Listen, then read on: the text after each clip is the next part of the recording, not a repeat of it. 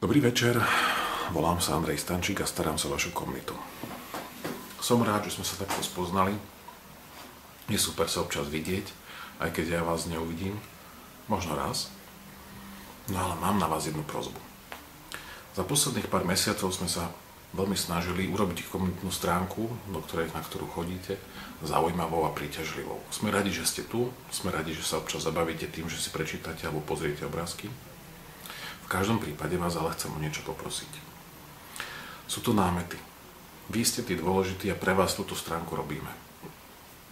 My sme tu na to, aby sme boli užitoční, aby sme vám pomohli a aby sme zrealizovali všetky vaše sny. Takže sem s nimi. Bez vašich nápadov, bez vašej iniciatívy, bez toho, čo máte v hlave a čo by ste chceli vedieť a počuť, je naša práca zbytočná. Tak vás prosím, píšte, vymýšľajte, buďte veselí a kreatívni, veľmi nás potešíte a dúfam, že aj my vás.